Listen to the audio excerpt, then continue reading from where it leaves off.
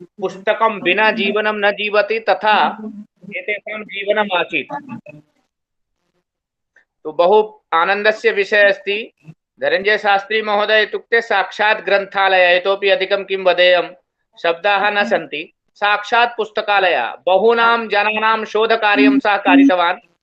कति जनाः शोधकार्यं तस्य निर्देशने, तस्य मार्गदर्शने लिखितवन्तः। PhD इत्यादि समाप्य महाविद्यालयेषु प्रोफेसर् जातः। तो तथा तस्य मेधा। पुस्तकस्य बहु स्नेही, पुस्तकं प्रति तस्य बहु श्रद्धा। यदा कदापि यदा वेतनम् आगच्छति तदा सर्वदा पुस्तकानि आरम्भे क्रीत्वा आनयति। ट्रक् यावत् तस्य पुस्तकानि सन्ति पुस्तकालये। सर्वदा अध्ययने रतः, अध्यापनरतः, बहु किमस्ति वदन्ति तपस्वाध्यायनिरतः। तद्वत् धनञ्जय शास्त्री महोदयस्य जीवनं सदा प्रचलति। तस्य मार्गदर्शने अस्माकं कृते छन्द शिक्षणस्य अवसराः लभ्यते इति महत् सौभाग्यम् अस्माकम्। अतः अहं प्रार्थयामि, निवेदयामि धनञ्जय शास्त्री महोदय सः अस्माकं कृते मार्गदर्शनं कुर्यात्, छन्दशास्त्रस्य शिक्षणं भवेत् इति। धन्यवादः महोदय। ओम ध्वनिं शृण्वन्ति खलु? सत्यम्, आगच्छति ध्वनि पूर्णतया आगच्छति। वयं छन्दशास्त्रस्य आरम्भे एकवारं तत् स्मरामः।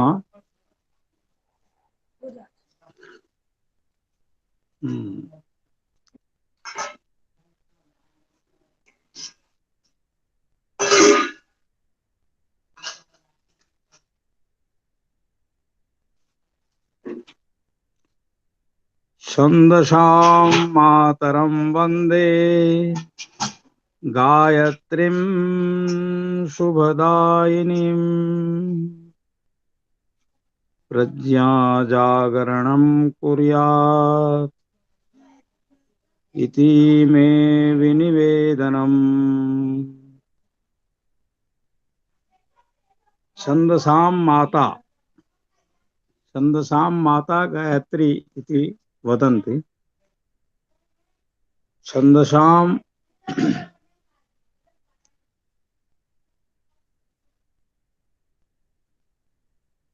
छन्दसां माता गायत्री, गायत्री छन्दसां माता ब्रह्मयोने नमोस्तुते।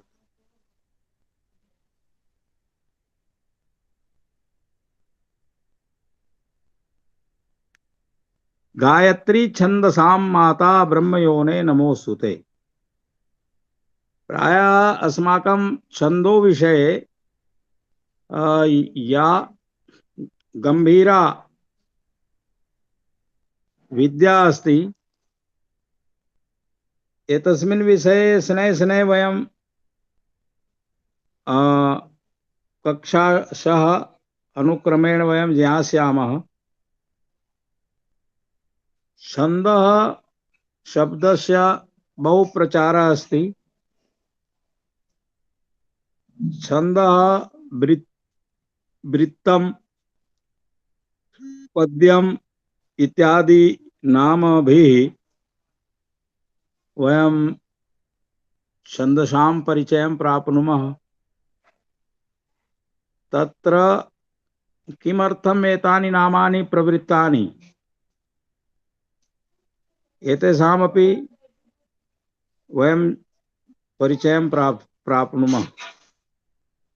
यदि संस्कृत श्रवणे भवतां कुत्रचित् क्लेशः भवति तर्हि भवन्तः किञ्चित् बोधयतु इति प्रकारकं वाक्यम् उक्त्वा प्रष्टुं शक्नुवन्ति। तत्र छन्दः इति शब्दस्य निर्माणे महर्षि पाणिनिः उणादिकोशे सूत्रं लिखितवान् अस्ति। शदी आह्लादने दीप्तौ च अस्मात् धातोः शदी धातोः असून प्रत्यय भवति तर्हि छन्दस् शब्दः निर्मितः भवति चकारस्य छकारः च छन्दस् ऐसा सकारांत शब्द अस्ति क्वचित् क्वचित् अकारांतोऽपि दृश्यते छन्दः अनेकार्थक शब्द अस्ति यस्य बहवः अर्थाः सन्ति छन्द इत्युक्ते कदाचित् इच्छा भवति अतः स्वच्छन्दः स्वच्छन्दं विचरति इति वदन्ति स्वच्छन्दः इत्युक्ते स्वेच्छया तो छंद इच्छावाचक अपि ये इच्छार्थक अपि छन्दः शब्दः अस्ति तत्र तेन तेन इतोपि आशया आगमिष्यन्ति तदपि वयं ज्ञास्यामः किन्तु छन्दः शब्दस्य व्याख्यानस्य प्रयोजनम् एकवारम् अवगन्तव्यम्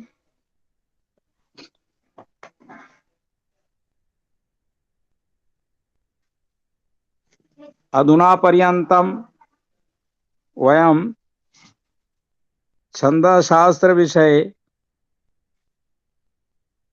यादृशीम् अवधारणां स्थापितवन्तः तत्र किञ्चित् परिवर्तनं भवितुमर्हति तत्र विचारभेदः भवितुमर्हति किन्तु इदानीं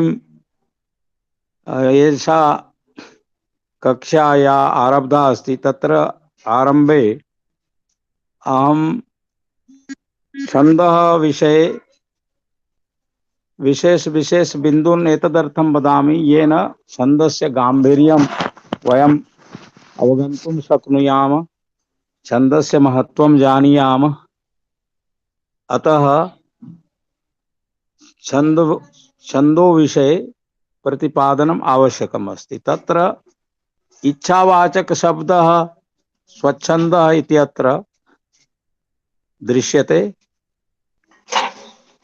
छन्दसि बहुलं छन्दसि इति महर्षि पाणिनि बहुधा पठति छन्दसि तत्र छन्दसि इति उक्ते वेदः भवति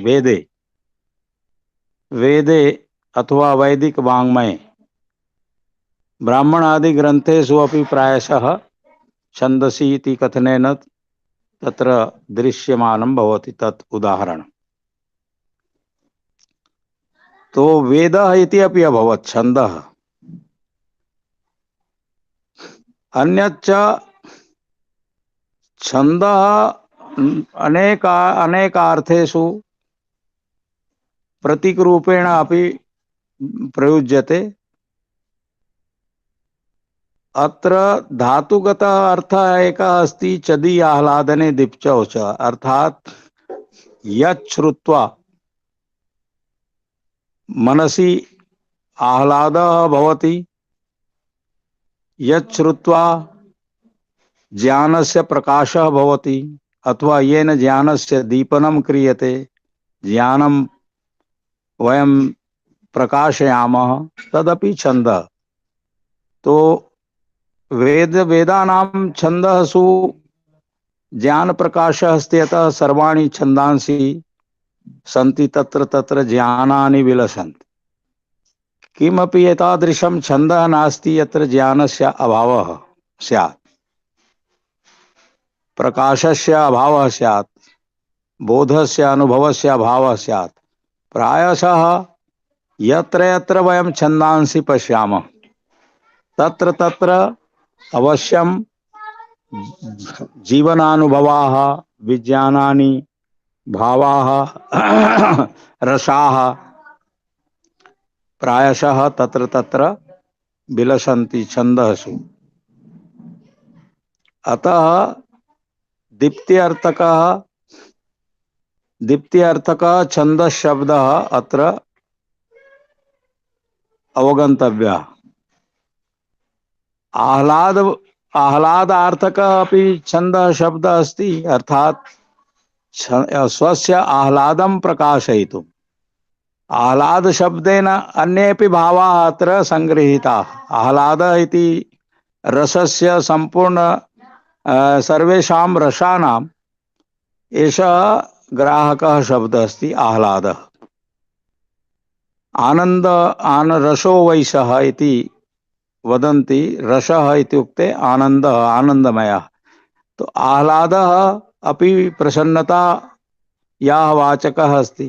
अतः आनन्ददायकं छन्दः। आनंद कारणतः छन्दः निर्गच्छति। शोक कारणतः अपि छन्दः निर्गच्छति। यथा रामायणे शोकः श्लोकत्वम् आगतः। अर्थात शोकः, हर्षः अथवा उत्साहः, अन्येपि भयम् इत्यादि भावाः अस्माकं प्रेरकाः भवन्ति। तेनापि मुखात् छन्दः अथवा पद्यम् अथवा गीतं निर्गच्छति। चिन्तयतु, अधुना एकम् आगतं भयम्। कश्चित् वदिष्यति भयात् कथं छन्दः उत्पद्यते, वयं तु न उपपादयामः, अस्माकं न उपपद्यते। तर्हि श्रूयताम्, भवन्तः जानन्ति कदाचित् मार्गे कस्यचित् भयम् अभवत्। मार्गे भयम् अभवत्, तदा सः हनुमान चालीसां पाठं करोति। तो भयादपि छन्दः उत्पन्नम् इति तत्र वक्तुं शक्यते। भयादपि छन्दः उत्पन्नं भवति। केचन ओम ओम जपन्ति, केचन राम राम वदन्ति, केचन जय हनुमान वदन्ति। तस्मिन् समये पद्यता आगच्छति। सा सामान्य शब्दः न भवति भय समये। अर्थात् भयमपि छन्दः जनकम् अस्ति। अतः भयादेव गोस्वामी तुलसीदासः हनुमान बाहुक पुस्तकं लिखितवान्। तस्य रोगः आसीत्, बाहौ कश्चन रोगः आसीत्। रोग निवारणाय एव हनुमान बाहुक लिखितवान्।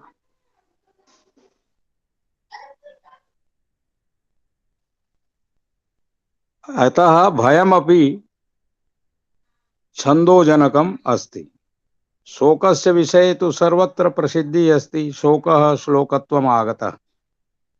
महर्षि वाल्मीकेः मनसि हृदये क्रौञ्च मिथुनादेकं हतं दृष्ट्वा यः शोकः समुत्पन्नः, खेदः दुःखं वा करुणा वा दया वा समुत्पन्ना, सा एव श्लोकस्य जननी। तर्हि यदि वयं छन्दो रचनां ज्ञातुम् इच्छामः, तर्हि अस्माकं हृदये सरसता आवश्यकी अस्ति। छन्दो ज्ञानं तस्यैव प्रायशः रुचिकरम् अस्ति, तस्मै रोचते यस्य हृदये कश्चन भावः भवति। यः अथवा छन्दो द्वारा वयं भावं जनयामः, अथवा जनित भावाः, येषां हृदये भावाः सन्ति, सरस हृदयाः सन्ति, येषां किञ्चित् सरसता अस्ति, ते छन्दः पठितुं तेषाम् अभिरुचिः भवति। तो एवं कारकं वयं पश्यामः यत् छन्दः शब्दस्य ये अर्थाः सन्ति, तेषु सर्वेषु अर्थेषु छन्दः शब्दस्य प्रकाशः अथवा एतस्य अभिप्रायाः तत्र तत्र सुनिहिताः सन्ति। यदि वयम् एवं ज्ञात्वा छन्दशास्त्रस्य, छन्दोज्ञानस्य वर्धनं कुर्मः, तर्हि अस्माकं जीवने महान् लाभः भवेत्। सरलतया एवं उपरि यदि वयं तरामः, तर्हि छन्दशास्त्रस्य सम्यक् रूपेण लाभं प्राप्तुं वयं न शक्नुमः। इदानीं छन्दः शब्दस्य अर्थम् उक्त्वा वयं किञ्चित् अग्रे सरामः। यत् छन्दः इत्यस्य कः अर्थः, छन्दः एतस्य लक्षणं किम्? तर्हि वदति यदक्षर परिमाणं तच्छन्दः। यदक्षर परिमाणं तच्छन्दः। अक्षराणां परिमाणम् अर्थात गणना यत्र भवति, वयम् अक्षराणि गणयामः। एतदेव छन्दसः लक्षणम्। अक्षराणां गणना अक्षराणां परिमाणं कति अक्षराणि सन्ति इति यत्र जानीमः तदेव छन्दसः लक्षणम्। यदक्षर परिमाणं तत् छन्दः। तर्हि अक्षर परिमाणम् इत्युक्ते अत्र साक्षात् उपस्थितिः अभवत् वर्णमालायाः। अक्षरेषु छन्दांसि सन्ति। अक्षरम अक्षरे अक्षरे छन्दः। यदि अत्र अक्षर इत्यस्य अपि अर्थः ज्ञातव्यः। अक्षरं किं भवति? सस्वरम् अक्षरम्। स्वरेण सह एव अक्षरं गण्यते छन्दशास्त्रे। अर्थात व्यञ्जनानि अक्षर रूपेण न गण्यन्ते। अतः अत्र एकः विशेष विषयः अवगन्तव्यः यद् हकारादिषु अकारः उच्चारणार्थः इति वदति। उच्चारणार्थः इति काशिकाकारः वदति। प्रत्याहार सूत्राणां व्याख्यान समये अयुण् ऋऋक् इत्यादिषु यदा हैवरट् व्याख्याति तदा हकारादिषु अकारः उच्चारणार्थः इति वदति। अर्थात हकारे यह अकारः अस्ति अथवा अन्येषु व्यञ्जनेषु ये अकारः अस्ति सः उच्चारणार्थः। तर्हि तदेव तत्रापि छन्दो विलसति। तत्रापि छन्दो विलसति। अर्थात अक्षरे अक्षरे छन्दः वर्तते। अतः अक्षर परिमाणं यद अक्षर परिमाणं तत् छन्दः इत्यत्र वयम् अवगच्छामः यत् कानि अपि अक्षराणि एवं न सन्ति येषां छन्दशास्त्रे छन्दसु अंतर्भावः न भवेत्। तर्हि प्रथमम् अस्ति अ इति अक्षरम्। एतस्यापि परिमाणम् अस्ति। अ एतद् अक्षरम् अस्ति, एतस्यापि परिमाणम् अस्ति, एतस्यापि नाम अस्ति। नाम वयम् इदानीं न इदानीं नाम कथनं नास्ति। अग्रे वयं वदिष्यामः यद् अक्षराणाम् एकैक अक्षरस्य किं नाम भवति, द्वयोः अक्षरयोः किं नाम भवति, त्रयाणां चतुर्णां पञ्चानां षण्णां सप्तानाम् अष्टानां षड्विंशतिपर्यन्तं षड्विंशत्याः अधिकानि अक्षराणि भवन्ति तेषां किं नाम भवति। अर्थात् अक्षर संख्यया तेषां नामभेदः भवति। एकस्माद् अक्षरात् आरभ्य तत्र षड्विंशते ऊर्ध्वम् अपि छन्दांसि दण्डक छन्दो रूपेण तत्र अस्ति परिचयः। तर्हि अक्षराणां गणना समये इदं सर्वं ग्रहणीयं भवति। अर्थात् स्वराः सस्वर व्यञ्जनानि च। स्वराणां तु अक्षर संज्ञा अस्ति एव। स्वराः अक्षर संज्ञकाः सन्ति। व्यञ्जनानि अपि सस्वर व्यञ्जनानि अपि अक्षर संज्ञकानि भवन्ति। सस्वर व्यञ्जनानाम् अक्षर संज्ञा भवति। तर्हि तेषाम् अपि छन्दशास्त्रे गणना भवति। अनेन अवधातव्यं यत् यदि क्वचित् छन्दो ज्ञानम् इच्छति तर्हि तस्य कृते वर्णज्ञानम् आवश्यकम्। वर्णानां ज्ञानेन विना अक्षराणां ज्ञानेन विना सः छन्दशास्त्रं छन्दांसि वा अवगन्तुं न शक्नोति। वयं प्रायः पश्यामि बहुधा छन्दशास्त्रस्य अध्ययनं प्रचलति किन्तु अक्षराणि एव भवतः समीपे न सन्ति। तर्हि भवान् किं छन्दः ज्ञानं करिष्यति?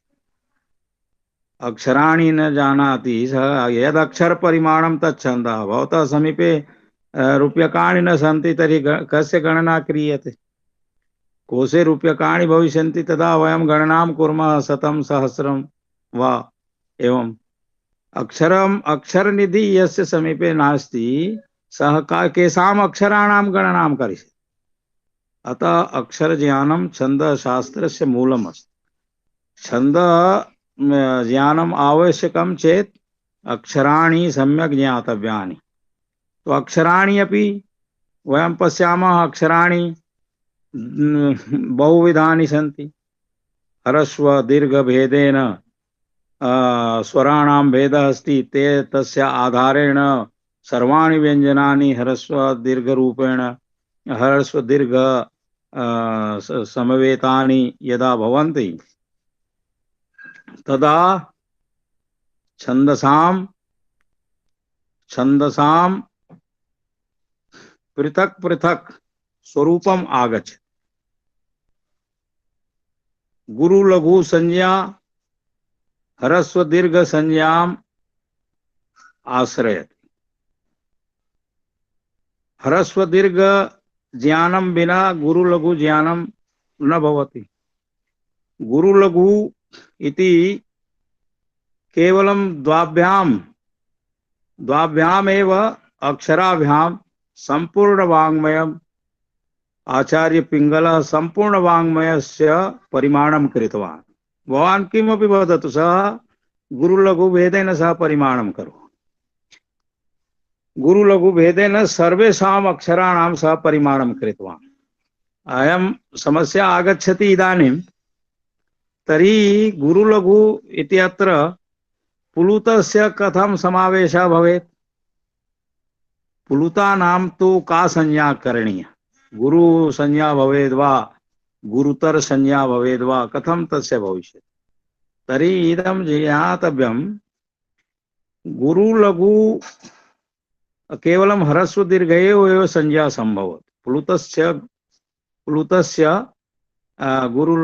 गुरु संज्ञा अपि नास्ति। प्लुत गाने प्रयुज्यते। छन्दशास्त्रस्य एका सीमा अस्ति, तत्र प्लुत वर्णानां गणना न भवति। अर्थात इतोपि अधिकं करिष्यति तर्हि तत् सामगानं भविष्यति, तद् गानम् इति उच्यते। तो छन्दः कुत्र पर्यन्तं गुरुलघु कार्यम् अस्ति, कुतः आरभ्य गानं प्रवर्तते। छन्दः शास्त्रं गानशास्त्रं। गानशास्त्रे प्लुतानां प्रयोगः भवति। तत्र साममन्त्रेषु षड्विध विकाराः सन्ति, तेषाम् आधारेण सामगानं प्रवर्तते।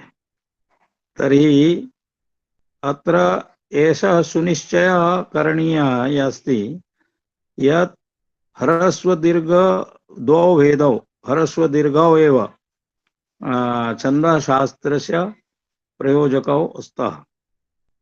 तेन सर्वेषु व्यञ्जनेषु यदा मात्रारूपेण स्वराः संलग्नाः भवन्ति तदा द्वादशाक्षरी अस्माकं पुरतः आगच्छति। द्वादशाक्षरी इत्युक्ते कका किकी कुकु केकै कोकौ कङ्कः पठाम्यः। अर्थात कका किकी कुकु केकै सर्वत्र छन्दांसि सन्ति, सर्वत्र छन्दः अस्ति। द्वादशाक्षर्यां छन्दः अस्ति और स्वरेषु तु छन्दः अस्ति एव। स्वराणाम् आधारेण एव अक्षर लक्षणं क्रियते। स्वरं विना अक्षरं न ग्रहीतुं शक्यते।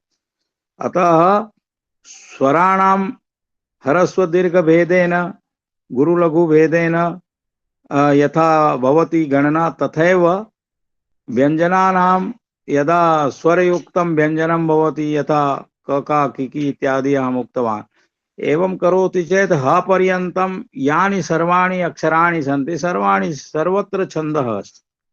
एतेषां यदा वयं कुर्मः, स्थापनां कुर्मः, तर्हि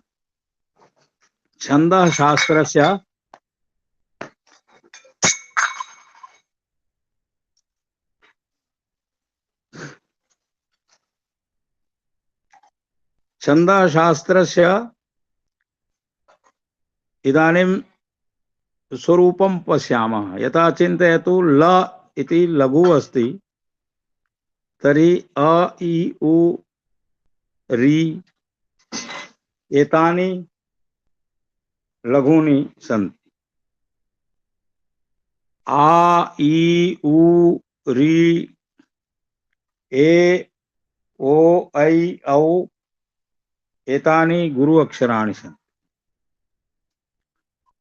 लघु अक्षराणि गुरु अक्षराणि स्वरेषु सन्ति। एतेषां कश्चन विशेष नियमः संयोगे गुरु इति भवति, तद् वयं पश्चात् ज्ञास्यामः। पूर्वं संयुक्ताक्षराणां वयं न इदानीं संयुक्ताक्षराणि इदानीं न गृह्णीमः। अस्माकं समीपे केवलं संयोगरहितानि अक्षराणि सन्ति, तेषां पूर्वं वयं संग्रहणं कुर्मः। तर्हि ह्रस्व दीर्घ भेदेन ये स्वराः सन्ति तेषामेव प्रथमं गुरुलघु ज्ञानं कृत्वा अनन्तरं तत्र क की उ क्री ख खी खू ख्री ग गी गु ग्री घ घी घु घ्री च ची चू च्री छ छी छू च्री ज जी जू ज्री झ झी झू झ्री टा टी टू ट्री ठा ठी ठू ठ्री डा डी डू ड्री ढा ढी ढू ढ्री ता ती तू त्री दा दी था थी थू थ्री दा दी दूद्री धा धी धूध्री ना नी नू निरी पा पी पू प्री फा फी फू फ्री वा बी बुब्री भा भी भूभ्री मामी मुमरी या यी यू यिरी रा री रू री ला ली लू लिरी वा वी वू विरी शा शी शू श्री शा शी शू श्री सा सी सु श्री हा ही हु ह्री। एवं संपूर्ण व्यञ्जनानां पश्यन्तु, एतानि सर्वाणि लघूनि सन्ति। अधुना गुरूणामपि ज्ञानं करणीयं। तर्हि का की कू क्री के कै को कौ कं कः गुरूणां संख्या अधिका अस्ति। खा खी खू ख्री खे खै खो खौ खं खः गुरूणां संख्या अधिका अस्ति। एवमेव सम्पूर्ण वर्णमालायाम् अक्षरमालायां वयं गुरुलघु ज्ञानं प्राप्तवन्तः। तत्र चिह्नप्रयोगः पश्चात् भवति। चिह्नप्रयोगमपि वयम् अग्रे आगामी कक्षासु करिष्यामः। किन्तु इदानीं केवलम् उच्चारणेन इदं ज्ञातं यत् क का अत्र लघु गुरु एवम् अभवत्। क लघु अस्ति, का गुरु अस्ति। की लघु अस्ति, की गुरु अस्ति। कू लघु अस्ति, कू गुरु अस्ति। क्री लघु अस्ति, क्री गुरु अस्ति। अनन्तरं के कै को कौ कं कः एतानि सर्वाणि गुरूणि सन्ति। अधुना लघु गुरु इति केवलं लघु गुरु इति द्वाभ्यामेव परिमाण साधनाभ्यां संपूर्ण वाङ्मयं संपूर्ण वाचं परिमातुं प्रभवति आचार्यः पिंगला। महान अक्षरद्रष्टा छंदोद्रष्टा आचार्य पिंगला संपूर्ण विश्वस्य संपूर्णं वाङ्मयं महर्षि पिंगलः द्वाभ्याम अक्षराभ्यां परिमाय एकम् आश्चर्यकरं विज्ञानम् उपस्थापितवान्। यदि एतस्य समग्रं ज्ञानं कस्यचित् भवति तर्हि सः अक्षराणि गणयित्वा वक्तुं शक्नोति। स्वस्य वाक्येषु अक्षराणि गणयितुं शक्नोति। अक्षर यद् परिमाणं छंद अर्थात एतावन्ति अक्षराणि अत्र भविष्यन्ति। यथा चिन्तयन्तु, तत्र यदा वयं गूगल आदिषु कार्यं कुर्मः, छन्दशास्त्रे कार्यं तत्र पास्वर्ड निर्माणं कुर्मः। पास्वर्ड मध्ये निर्देशाः आगच्छन्ति, एतावन्ति अक्षराणि अत्र प्रयोज्यानि, अर्थात तत्रापि अक्षरगणना अस्ति, तदपि छन्दः अस्ति। अक्षरज्ञानं तत्र संख्या कृता अस्ति 8 अक्षरादधिकं 16 अक्षरात् अक्षर मध्ये पासवर्ड निर्माणं करणीयम्। अत्र अस्माकम् आधार कार्ड मध्ये निर्धारिता संख्या अस्ति, जंगम दूरवाण्यां 10 अंकाः भवन्ति। तो एवमेव तत्र गणनायाः प्रामुख्यम् अस्ति छन्दशास्त्रे, अर्थात् अक्षरे अक्षरे संख्या ज्ञानम् आवश्यकम्। कति अक्षराणि उक्तवान् अहम् इति समयेन अपि वक्तुं शक्नुमः। एतावन्ति अक्षराणि वदामः चेत् अस्माकम् एतावान् समयः आवश्यकः इति अपि ज्ञानं भवति। यदि अहं 100 अक्षराणि वदिष्यामि, 100 अक्षराणाम् उच्चारणाय मम कियान् समयः अपेक्षितः इति सः कश्चन प्रबुद्धः अवगन्तुं शक्नोति। तर्हि एतेन छन्दशास्त्रस्य माहात्म्यं दृष्टिगोचरं भवति, यत् अक्षराणां परिमाणं कुर्वन् यः भाषते सः महान् शब्दज्ञः, अर्थज्ञः, शब्दार्थ संबंधज्ञः, अथवा सः भावुकः, रसज्ञः, विशेषज्ञः, तस्य वाची अधिकारः भवति। छन्दः विना वाची अधिकारः न शक्यते कर्तुं। वाङ्मये यः अधिकारः। अतः छन्दशास्त्रस्य ज्ञातारः न सन्ति। तेन कारणेन अस्माकं बहुत्र वाचिक कार्येषु तादृशं सौष्ठवं वयम् आनेतुम् इदानीं न शक्नुमः। कारणम् अस्ति यद् अस्माकम् अक्षरज्ञान परंपरा, अक्षरगणना परंपरा समाप्ता अभवत्। यदि अक्षरगणना परंपरा अधुनापि जीविता स्यात् तर्हि सर्वेषु मानवेषु संपूर्ण पृथिव्यां सर्वे जनाः अक्षराणि गणयित्वा वदेयुः। मितं हितं सत्यं वक्तव्यम्। अधिकम् अक्षरं न भवेत्, न्यूनमपि न भवेत्, हितं वदेत्। एतानि सर्वाणि अपि छन्दशास्त्रे निहितानि सन्ति। अर्थात् छन्दसि सत्यम् एव प्रकाशनीयम्। परिमिताक्षरेषु मया कश्चन भावः प्रकाशनीयः, कश्चन विषयः उपस्थापनीयः इति यः जानाति सः महान् अस्ति, सः वन्दनीयः अस्ति, सः अनुकरणीयः अस्ति, सः आदर्शभूतः अस्ति। एतादृशाः अस्माकं महाकवयः अभवन्, ऋषि प्रज्ञाः। येषां वाची श्लोकानाम्, अक्षराणां, वाक्यानां धारा प्रवहति स्म। यथा महाकवि वेदव्यासः, यथा महाकवि वाल्मीकिः, यथा महाकवयः कवि कालिदास प्रभृतयः सर्वेपि सर्वेषां वाची अक्षराणि परिगणितानि दृश्यन्ते। अर्थात् बहु कौशलेन ते काव्यरचनां कृतवन्तः। क्व वयं स्मः, ते कुत्र सन्ति? छन्दोज्ञानं विना एषः अभावः अस्माकं समक्षे आगच्छति।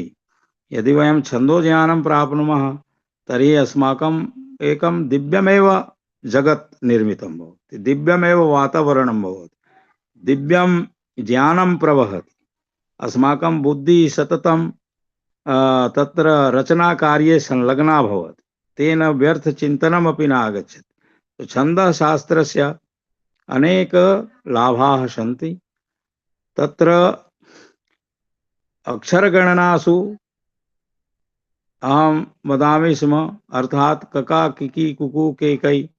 अत्र केवलम् अक्षराणि सन्ति इति न चिन्तयामः। यदि अक्षराणि सन्ति एतावदेव चिन्तयति तर्हि तु दृष्टिहीनता। यद अक्षर परिमाणं तच्छन्दः, भवतः समीपे अक्षरं नास्ति, किं गणयित्वा प्रदर्शयिष्यति? अतः छन्दोज्ञानार्थम् अक्षरज्ञानं नितराम् अपेक्षितम्।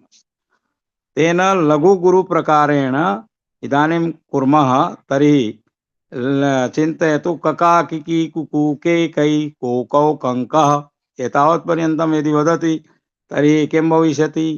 लगा लगा लगा लगा लगा लगा लगा लगा लगा गा गा गा गा गा गा गा गा गा गा एतावत्पर्यन्तम् अभवत्। लगा कका किकी लगा कुकु लगा क्री क्री लगा के कै को कौ कं कः गा गा गा गा गा गा।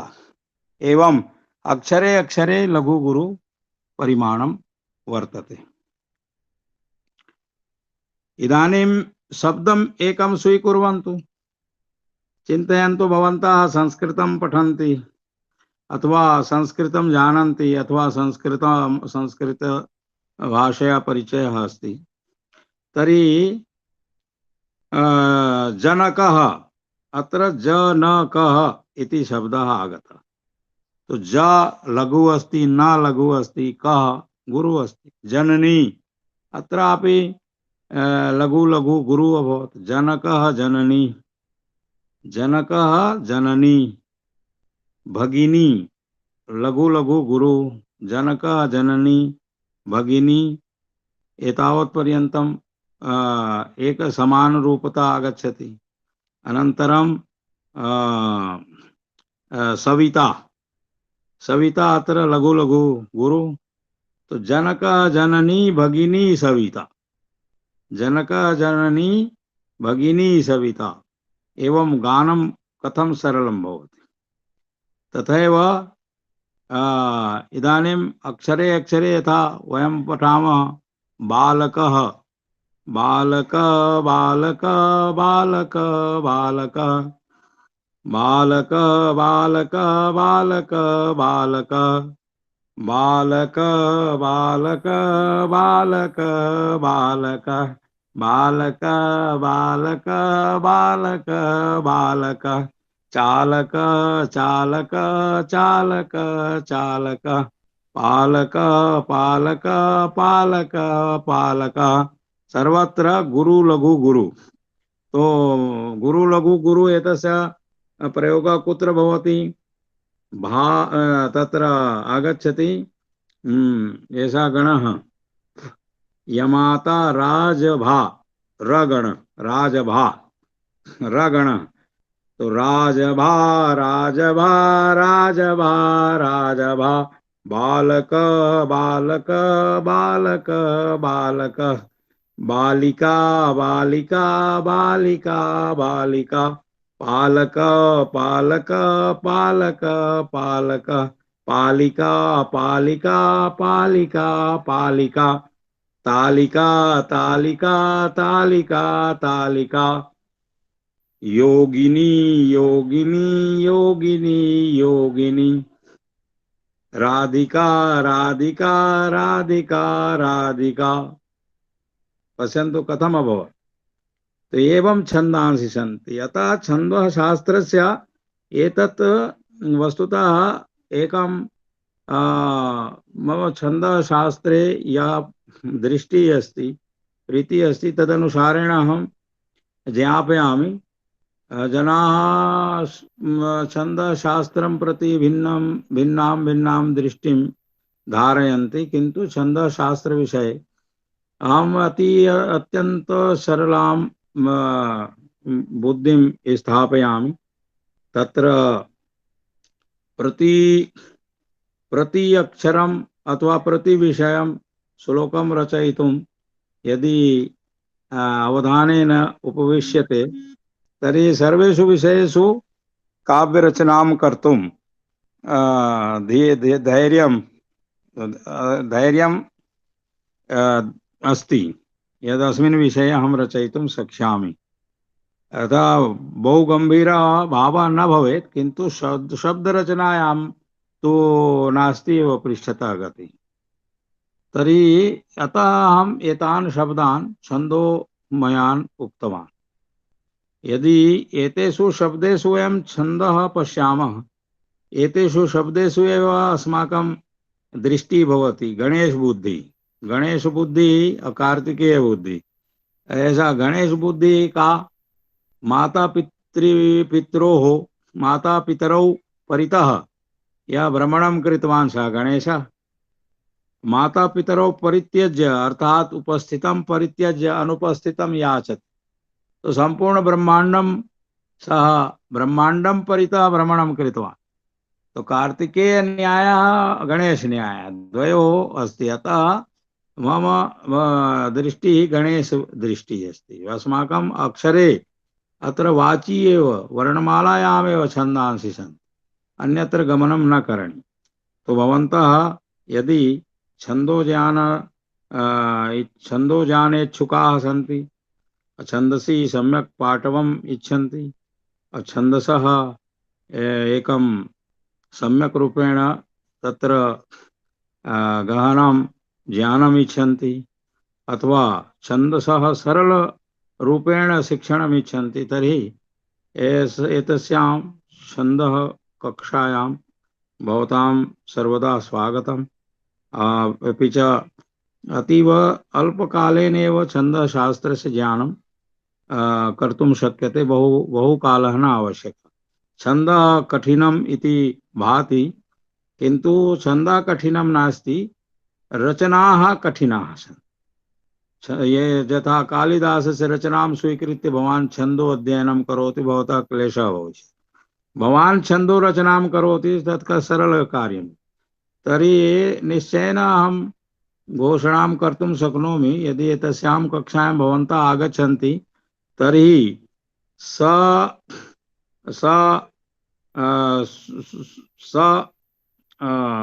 सशक्तरूपेण छन्दो निर्माणं कर्तुं प्रभविष्यन्ति।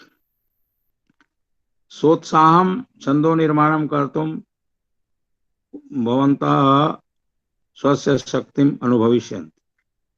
अतः आगामी कक्षासु वयं छन्दसां विषये इतोपि तत्र ज्ञानं प्राप्स्यामः। अत्र वयं क्रीडारूपेण चिन्तयतु, सारल्येन चिन्तयतु, आदानप्रदानरूपेण चिन्तयन्तु, अथवा अति सहजभावेन कथं भवान् छन्दशास्त्राणि प्रतिपादयति, छन्दशास्त्रं प्रतिपादयति, तर्हि तदेव अस्ति। अस्माकं गणेशबुद्ध्या वयं कार्यं कुर्मः, अर्थात् क्लेशमार्गात् दूरं गच्छामः, सरलमार्गम् अनुसरामः। सरलमार्गेण छन्दशास्त्रं पठितुं यदि इच्छा वर्तते, तर्हि अत्र यावत् कक्षायाः अनुवृत्तिः अस्ति तावत् वयम् अत्र संलग्नाः भविष्यामः। और छन्दो ज्ञानम् अत्र एवं विचार्य न आगन्तव्यं, यद् वयं छन्दशास्त्रं एवं पठिष्यामः, कथं भविष्यति, कथं पठिष्यामः, तत् सर्वं चिन्तयतु। एतान् सर्वान् विचारान् विजित्य आगच्छन्तु। व्यर्थ मनसि भारः न स्वीकरणीयः। सर्वासां शङ्कानां समाधानं भविष्यति। छन्दशास्त्रस्य वास्तविक सिद्धान्तः लब्धः भविष्यति। छन्दः विषये एवं आदितः अन्तपर्यन्तं संपूर्णं ज्ञानं कर्तुं तु न प्रभवामः, किन्तु प्रवेशपरिचयं वयं कारयितुं शक्नुमः। अग्रे भवतां गतिः भविष्यति। ये अधीत्य छन्दसां निर्माणे, छन्दसां रचनायां स्वयं श्रमं करिष्यन्ति। वयं तु केवलं मार्गदर्शकाः स्मः। अस्माकं कार्यमस्ति छन्दो विषये समुचित मार्गदर्शनं, समुचित विज्ञान प्रदानं। यत् अधुना पर्यन्तं भवन्तः न ज्ञातवन्तः तद् अत्र अस्यां कक्षायां ज्ञास्यन्ति।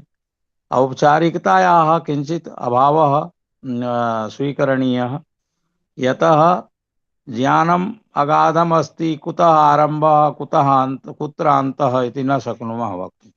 तेन कारणेन अकस्मादेव छन्दशास्त्रस्य अध्यापने प्रवृत्तिर्जाता, अकस्मादेव छन्दो विषये वक्तव्यम् अभवत्। अतः एतावत् शीघ्रतया व्यवस्थितरूपेण कथनं वा प्रतिपादनं वा दुष्करं भवति। तेन कारणेन प्रतिपादने दोषान्वेषणम् अथवा प्रतिपादने न्यूनता दर्शनम् एतत् सर्वं कार्यं भवद्भिः